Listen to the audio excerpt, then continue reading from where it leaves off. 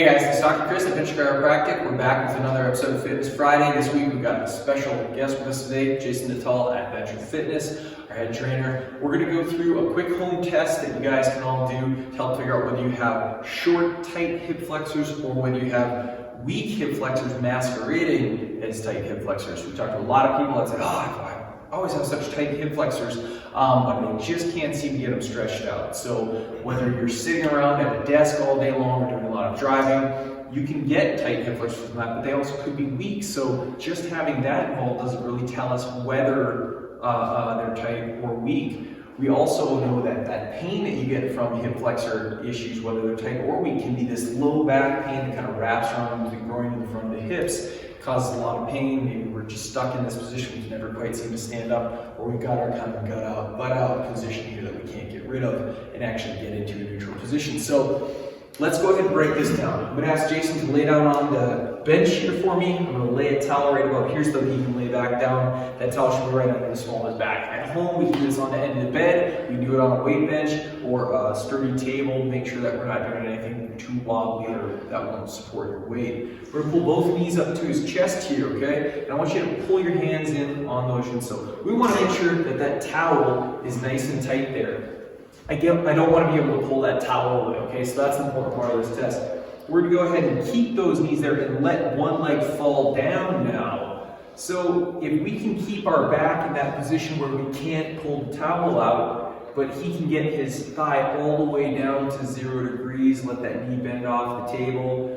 We want to be able to at least get down to 0 degrees. That's full extension there of the hip. Some people are gumby, okay? Some people can go into 30 degrees of extension, so we might need our sit bones a little further off the table to actually feel a good stretch here, but this isn't causing any pain and problem, right? So Jason's got pretty flexible hip flexors. We would bring this back up and double check the other side. We see the same thing here, pretty easy for him to get in hip extension. So we know Jason doesn't have tight hip flexors, but let's see if he's actually strong. Come on up. We're going to go ahead and get that towel on the way. We're going to just stand with our feet up on the bench. We want to find something that's about knee height, okay? So we got to get our legs up so that when we pick up that leg, go ahead and lift that up for me. We want to get that hip above 90 degrees. We only can use our high hip flexors, your iliopsoas muscle, to get above there. So it's a good way to eliminate some of the other muscles that might be a problem in this. We're going to hold this as long as we possibly can, up to a full minute. We'll speed that up a little bit here and just say that we held for a whole minute. But if we're feeling any pain in our lower back, if we're shaking or wobbling a whole lot, if we're getting burning or aching pains in our groin, that tells us we really want to put that leg down. I just can't hold it for a full minute. Let's say maybe we only make 15 or 20 seconds. That tells us that's a weak, high hip flexor, and we need to strengthen that up. That can make us feel really tight. It can pull us down into this position because it's not strong enough to hold our body up in that neutral position. So the best way we can go about fixing both of these, let's break down how to fix both of them so you know how to take care of them at home. We're going to go back to laying down on that bench again. And the test, that Thomas test, that's the name of the orthopedic test we're using here, is actually the way to fix it. So we're going to bring both legs up. We're going to make sure that we can't pull that towel out from underneath us. And we're going to lay out something with one leg extended and hold that for a full 1 to 2 minutes, okay? If you can't get that leg to touch down after a full 2 minutes, it's okay. Come back to it another day, maybe later in that day. But keep stretching for up to a full 2 minutes at the same time. As you improve and that hip flexibility actually improves, you're going to notice that you can get that hip down on the edge of the bench.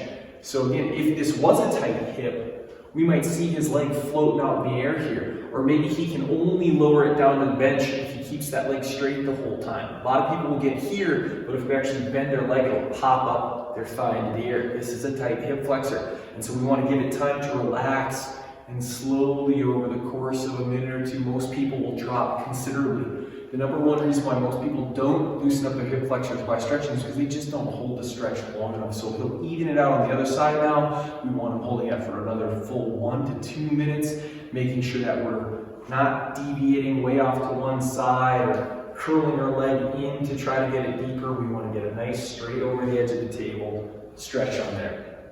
Once we hold that long enough, we could get to the more dynamic stretches, but let's go into a kneeling lunge stretch next. So if that seems too easy and we can get all the way thigh down the table, but we still seem to tighten up after all, let's get into a kneeling lunge right in front here, Jason. Oh, let's go sideways. No, let's just face this way. Good. Go ahead and into a lunge position, knee on the ground. So Jason was ready to go to the advanced version because he's good at all of these already, right? But we're going to go ahead and just have him drive a little bit of pressure forward. We're going to keep our abs tight, pulled in. We don't want to arch our lower back. Keep that on the ground, and let's just drive the hip forward. So we're trying to get into more hip extension. You can see he's clearly getting behind his lower back right now. This is a much bigger stretch than on the table, right? Okay. So it feels good though, shouldn't have any pain here. Point out where you're feeling the stretch for people. So all the way down that thigh, pretty good, right? Yeah. And if we want to reach just a little bit, pulling that arm up into the air, we might even feel that high part of the hip flexor right there, okay? So this is a little bit more advanced version, but everybody should be getting great stretch from this right now. And if you can get this position with no back pain and just a good pull down the front of that hip flexor and ab group, you've probably got pretty flexible hips by this point. So those are good fixes. Try them both out if you have tight hip flexors. Let's go back to if you've got weak hip flexors. Why don't you come back around here, Jason?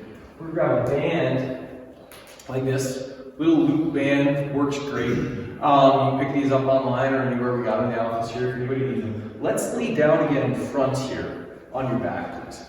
On the floor. Yep. And we're going to go ahead and put that on his feet, and we're going to lay him down on the floor flat. And he is just going to march for us. So go ahead and pull one knee up at a time as high as you can. He's going to pull that in, keeping his low back flat to the floor as well as he possibly can the whole time. Set that down after a second or two squeeze, bring up the other leg. We're just going to march about 10 reps in a row on these. Now, if we start arching or lifting our back, once you set that down, once you bring this leg up and show them a bad rep where you arch your back a little bit. Yeah, if we see ourselves arching like that, again, our core isn't holding ourselves stable enough, and we're not really getting a full strengthening rep on that side. So we always want to keep our low back depressed down to the floor, bring up that other leg. So our starting area, we just work on getting those hip flexors engaged. Go ahead and set that down. Come on up and pop that off the feet for a second. Again, the test can oftentimes become the exercise here. So we could stand in front of the bench and hold for time. Just make sure that we get into that hip flexor position above 90 degrees and hold for endurance. Strength and endurance is important for these muscles so that we can hold our posture for long periods so that our low back doesn't start aching after, sitting for 20 minutes at a time or an hour when you're working. So we're gonna hold that, work your way up to a full minute. If that's just too dang easy, like we'll see for Jason here, we show them the advanced move then. Step one more time back in front of the bench. We're gonna get that same band on his feet. And we'll have him face toward the camera so you can see him march. And we're just gonna hold that good neutral low back position and pull one foot up. There you go, hold for a second, put it back down, pull up on the other side. And so sometimes people will see that one hip flexor is a lot stronger or a lot tighter than the other one. You're working to even them out. Go ahead and set it down, pull the other one back up. So sometimes people will notice that they fatigue after 2 reps on one side, but they can knock out 8 or 10 on the other side. Go ahead and set it down, other side up. We want to just even these out. Make sure you do even numbers of rep or an even amount of hold time on your stretches.